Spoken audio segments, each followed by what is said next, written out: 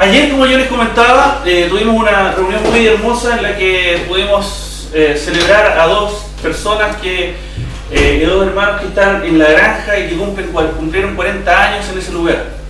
40 años de trabajo, en realidad, y reflexionando en ello, hay un autor, poeta libanés, Khalil Gibran, que habla acerca del trabajo. Y quiero leerles un trozo de esto que él dice respecto del trabajo. Dice: el trabajo es amor hecho visible. Y si no podéis trabajar con amor, sino tan solo con desagrado, será preferible que dejéis de trabajar y toméis asiento a la entrada del templo y recibáis limosna de los que trabajan con alegría. Porque si cocináis el pan con indiferencia, estáis cocinando un pan amargo que alimenta solo a medias el hambre del hombre. Y si pisáis las uvas con disgusto, vuestro murmurar destila veneno en el vino, y eso no puede ser. Y si cantáis, aunque fuera como los ángeles, pero no amáis el canto, estáis entorpeciendo los oídos de los hombres para las voces del día y las voces de la noche. Eso decía Gibran respecto de un poema muy hermoso, mucho más largo en todo caso, ¿no? Pero eso, ¿por qué traigo colaciones? Porque hoy día tenemos la visión de revisar lo que nos dice la palabra del Señor en este capítulo 4, en estos primeros 11 versículos. Y como título, en esta mañana, ¿cierto?, dice: para que en todo sea Dios glorificado. Amén. Y me acordé del trabajo, porque el trabajo es una de las cosas que a veces, otra vez a trabajar, y otra vez, y y cuando lo tenemos, a veces nos quejamos, y cuando no lo tenemos, lo andamos buscando.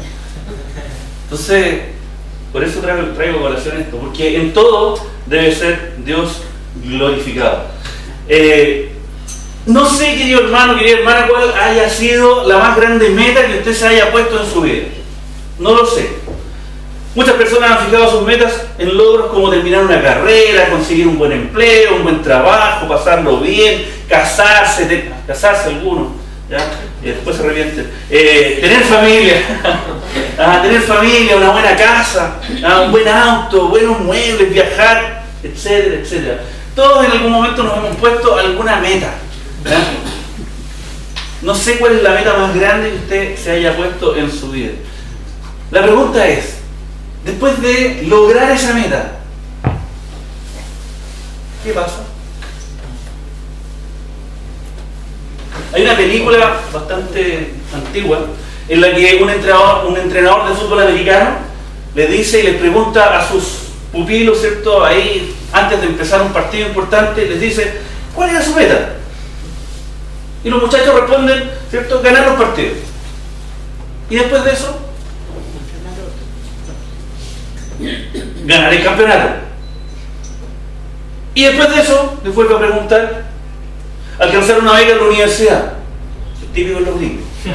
Desde los equipos de fútbol, ¿cierto?, o de béisbol, se van a la universidad. Beca a la universidad. Y al alcanzar una beca en la universidad, ¿qué? Volvió a preguntarles el instructor. Bueno, tal vez jugar profesionalmente.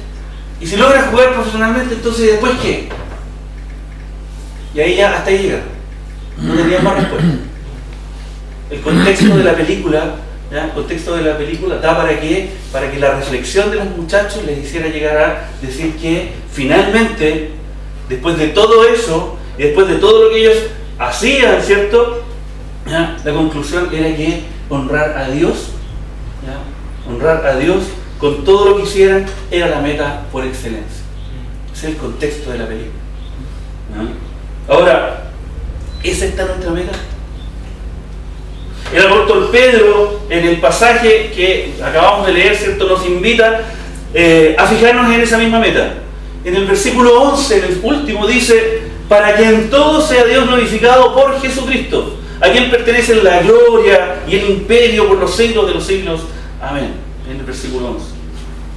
En este pasaje, queridos hermanos, el apóstol nos comparte algunos pasos que podemos seguir para alcanzar ese objetivo de glorificar a Dios en todo. Y los invito a que veamos, bueno, cuáles son esos pasos. El primero tiene que ver con que vivamos conforme a la voluntad de Dios. Ahí en el versículo 1 y versículo 2 dice: puesto que Cristo ha padecido por nosotros en la carne, vosotros también armaos del mismo pensamiento. Pues quien ha padecido en la carne, terminó con el pecado, para no vivir el tiempo que resta en la carne conforme a la concupiscencia de los hombres, sino conforme a la voluntad de Dios.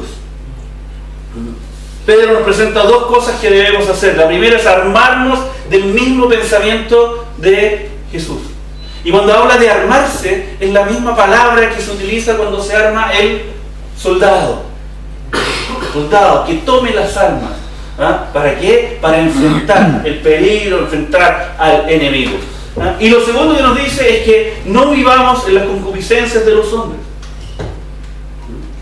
Esas son las dos cosas que nos presentan. Y la tercera, que debemos evitar, ¿cierto? Eso lo debemos evitar. Y la tercera que nos dice es que debemos vivir conforme a la voluntad de Dios.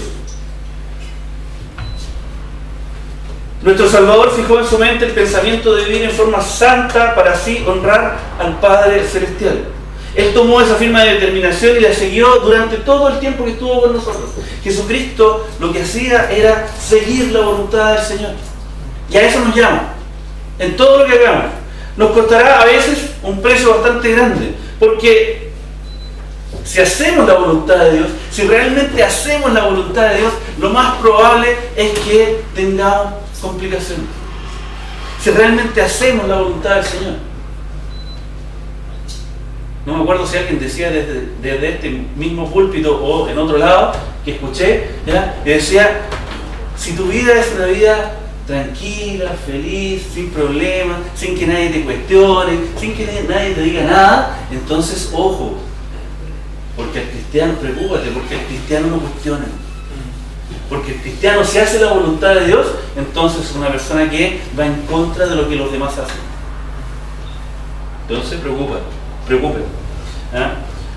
Hoy se necesitan hombres y mujeres, queridos hermanos, que no hagan lo mismo que los demás, sino hijos e hijas que hacen la voluntad de Dios. ¿Estamos haciendo lo mismo que los demás? Si estamos haciendo exactamente lo mismo que hacen mis compañeros de la universidad, si estoy haciendo lo mismo que... No, mis compañeros de la universidad ya hace mucho tiempo, ¿no? Si estamos haciendo lo mismo que hacen mis compañeros en el colegio, si estoy haciendo lo mismo que hace la gente en la calle, si hago lo mismo que hacen mis compañeros de trabajo, ¿ya? En términos de no hacer la voluntad del Señor, entonces preocúpate. Preocupémonos de eso, porque el Señor requiere hijos e hijas que hagan su voluntad, no hombres ni mujeres que solo le cantan bonito y le repiten 1000 veces que Él es tu Rey, que Él es su Señor. Dios no necesita eso. Dios necesita hombres y mujeres que hagamos su voluntad y que no vivamos vidas miserables ni pecaminosas. Dios desea, queridos hermanos, hijos e hijas que en verdad le honren en su forma de vida. Vivamos entonces conforme a la voluntad de Dios. Eso es lo primero que nos dice este pasaje en los dos primeros versículos. Una segunda cosa que nos dice este pasaje: tengamos un excelente testimonio. En los versículos del 3 al 6 dice: baste ya el tiempo pasado para haber hecho lo que agrada a los gentiles, andando en lascivias, concupiscencias, embriaguez, orgías, disipaciones y abominables idolatrías. A esto les parece cosa extraña que vosotros no corráis con ellos en el mismo desenfreno de disolución y os ultrajen. Pero ellos darán cuenta al que está preparado para juzgar a los vivos y a los muertos. Porque por esto también ha sido predicado el Evangelio a los muertos, para que sean juzgados en carne según los hombres, pero vivan en espíritu según Dios. ¿En qué consiste la nueva vida en Cristo, queridos hermanos? ¿En qué consiste ser una nueva criatura? En que veamos el mundo, en que veamos nuevo al mundo y el mundo nos vea nuevos a nosotros. En eso consiste ser nueva criatura. En que nosotros tengamos una mirada distinta del mundo, de la forma en que hacemos las cosas en el mundo, y además que los demás nos vean nuevos a nosotros. Si jamás te han dicho, si jamás nos han dicho, oye, tú eres distinto, ¿qué pasa contigo? Si jamás nos han dicho que somos personas que no hacemos lo mismo que hace el resto, entonces preocupémonos, porque estamos haciendo lo mismo que hacen todos los demás.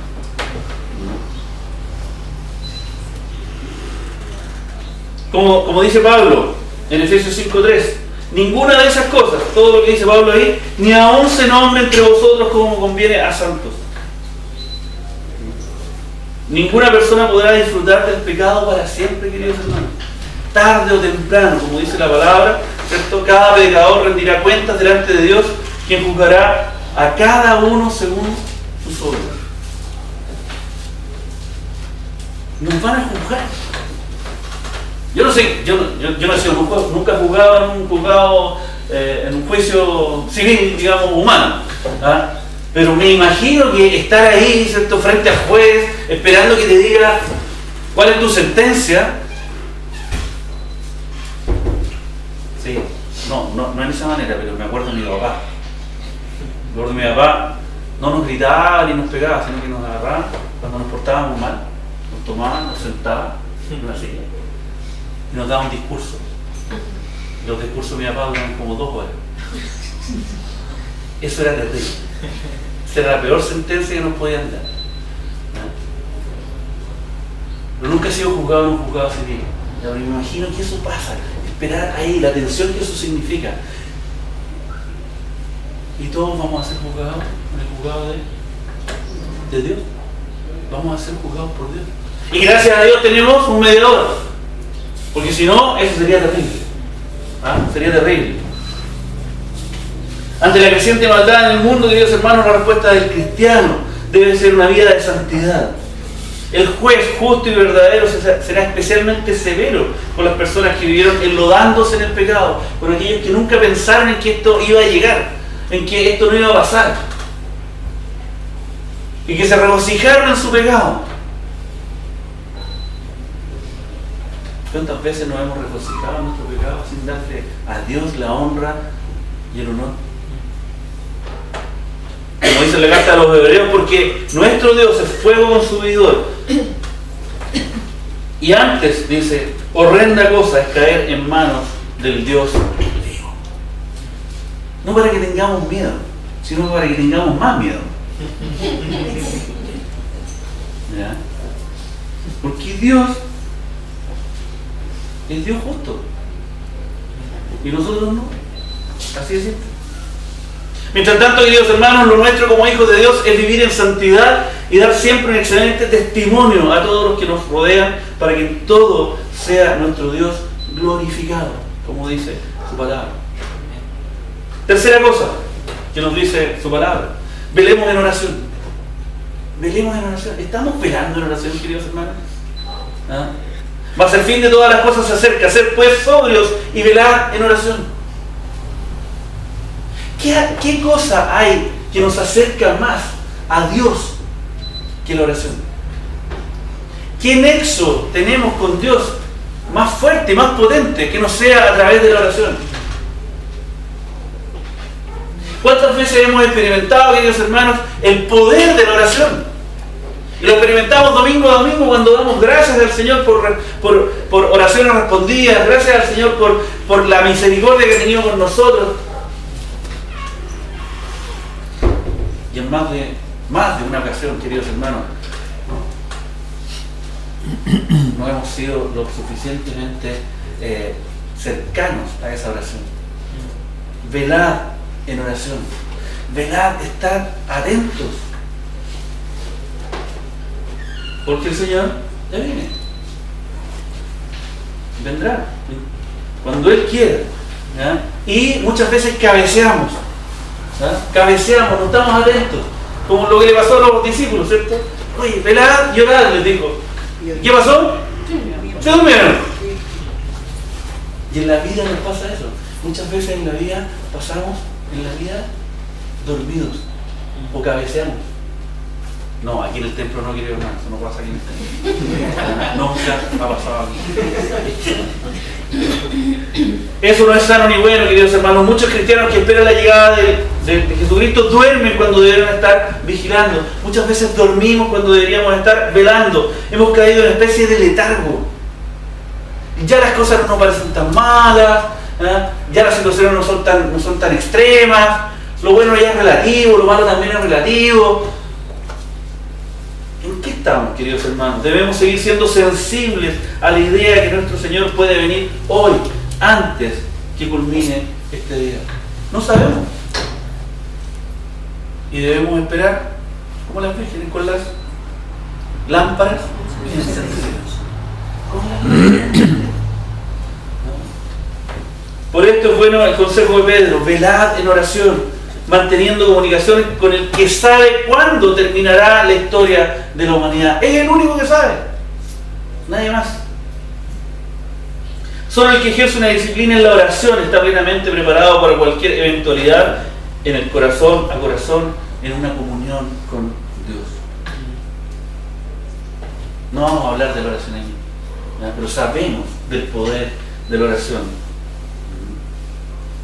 Si tuviéramos que escribir respecto de los resultados de la oración, yo creo que cada uno de nosotros podría escribir un libro entero respecto de cómo la oración ha sido un aliciente, un elemento poderoso en la vida de cada uno de nosotros. Cuarto elemento de estos versículos, capítulos 8 y 9. Tengamos un ferviente amor. El texto dice: y ante todo tened entre vosotros ferviente amor, porque el amor cubrirá multitud de pecados. Hospedados los unos a los otros sin murmuraciones. Nuestro hermano Roberto nos invitaba a reflexionar respecto de qué tipo de iglesia queremos. Y la Biblia nos dice el tipo de iglesia que debemos ser. Y la iglesia que debemos ser es una iglesia en amor. Una iglesia en amor. Cuando se habla del amor fraternal, generalmente, ¿a dónde nos vamos en la Biblia? ¿Cuál es nuestro versículo o pasaje preferido respecto del amor? 1 Corintios 3. Ya, ese es uno. También nos vamos a Juan, conocido como el apóstol del amor. También. Sin embargo, Pedro, aquí en estos pasajes, nos dice, ¿cierto?, en su primera epístola, que el amor fraternal debe ser, primero, sincero. Segundo, puro. Busquemos, si tienen la Biblia, ahí busquen el capítulo 1:22 de la epístola de Pedro. 1:22 dice: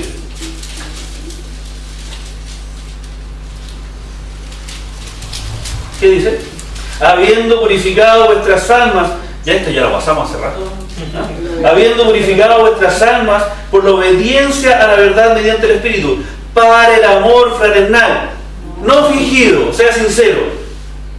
Amados unos a otros entrañablemente, de corazón puro. Puro. O sea, el amor fraternal debe ser sincero, puro y entrañable. Entrañable.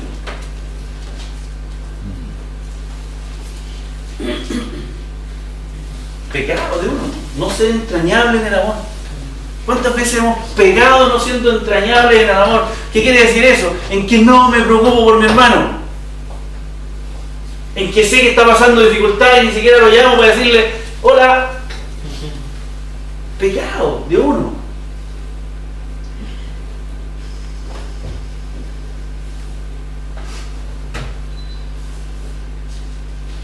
Esto es un mandato divino. Ahí en el capítulo 2:17 nos dice: honrad a todos, amad a los hermanos, temed a Dios, honrad al rey. Yo no me había dado cuenta que Pedro hablaba tanto del amor. Esperanza que santifica, esperanza en amor. No me había dado cuenta. También debe ser compasivo, misericordioso y amigable. El 3:8, ¿qué nos dice? Finalmente, sed todos de un mismo sentir, compasivos, amando fraternalmente, misericordiosos, amigables. Pablo habla de puro amor. Perdón, Pedro. Que cubre multitud de pecados. 4:8. Dice, y ante todo tened entre vosotros ferviente amor, porque el amor cubrirá multitud de pecados. El amor de Dios, el amor de Cristo en la vida de cada uno de nosotros cubrirá multitud de pecados. Y esto no solo se refiere al perdón, queridos hermanos, esto cubrir, ¿cierto? Ese cubrir multitud de pecados no solamente se refiere al amor, al perdón, sino a la publicación de las faltas cometidas. ¿A qué nos referimos? A que el amor fraternal verdadero no anda publicitando los pecados o errores de los demás. Así como Dios perdona y borra nuestros pecados, así también hagámoslo nosotros. Y en esto nuestro Dios será glorificado. Amén. Yo te amo, sí te amo, pero pucha, que soy aquí, soy acá, que soy yo, y se lo digo a todo el mundo, se lo cuento. Si te amo, ¿no? Sí. Bueno.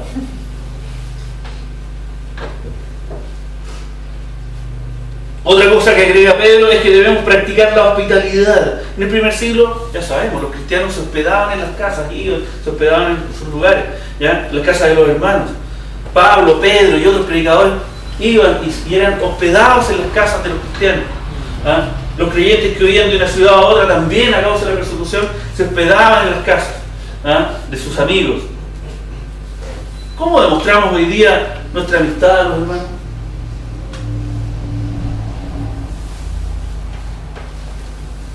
Siempre me recuerdo, cuando hablo de esto, de la fecha de Navidad. ¿Qué hermano pasa solo en Navidad? ¿Qué hermano está sufriendo algo en esa fecha? Yo estoy tranquilo en mi casa. Siempre me acuerdo de eso, no sé por qué. Y agrega Pedro que no murmuremos. Ya, eso es lo que más nos cuesta mucho. No murmurar. No, me cae mal.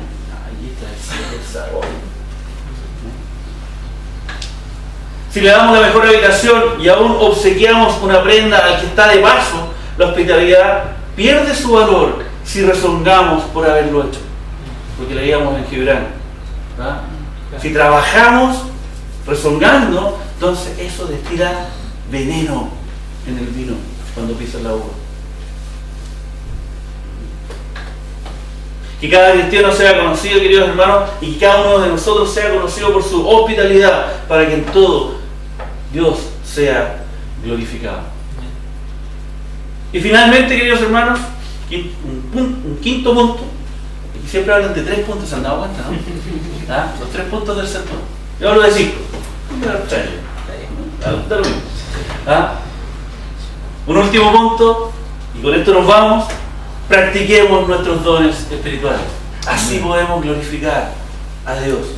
Termina el apóstol diciendo: cada uno según el don que ha recibido, ministra a otros como buenos administradores de la multiforme gracia de Dios. La gracia de Dios, queridos hermanos, no es de una sola forma, no es una sola cosa, es una multiforme, tiene muchas formas.